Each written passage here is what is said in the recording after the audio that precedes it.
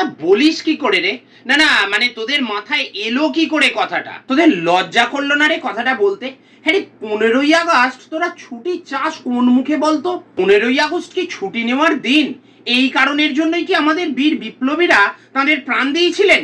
এই জন্যই কি ক্ষুদিরাম বসু, মাস্টারদা সূর্য সেন, বিনয় বাদল দীনেশ, ভগৎ সিং, রাজগুরু, সুখদেব, বটুকেশ্বর দত্ত এনারা নিজেদের জীবন উৎসর্গ করেছিলেন? এই জন্য কি নেতাজি সংগ্রাম করেছিলেন যাতে 15ই আগস্ট ছুটি নিয়ে তোরা ঘুরতে যেতে পারিস? 15ই আগস্ট হলো কাজের দিন, বুঝলি? ওরে ওরে, তোরা ভুলিস না আমরা এখন স্বাধীন, আর এই দেশটার উন্নতি একমাত্র কর্মের দ্বারাই সম্ভব, বুঝলি? তাই আমি ভাবলাম যে তোরা ছুটে এসে আমাকে বলবি যে স্যার 15ই আগস্ট আমরা আরো বেশি করে কাজ করব, আমরা আমরা আমাদের টার্গেটগুলো ফুলফিল করব।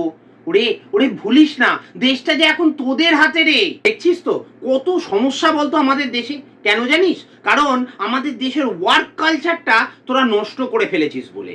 কোথায় কথায় তোদের ছুটি চাই কেন রে? কোথায় তোরা মন দিয়ে এখন কাজ করবি?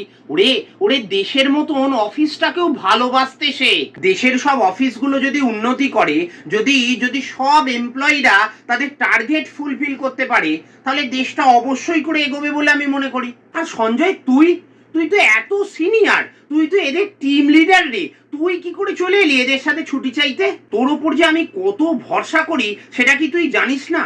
শোন শোন, ওই দিন কোনো ছুটি নয়, ওই দিন আমি এক্সট্রা কাজ চাই তোদের থেকে। আমি সঞ্জয়কে দায়িত্ব দিয়ে গেলাম, ওই দিন তুই পুরো অফিসটা চালাবি।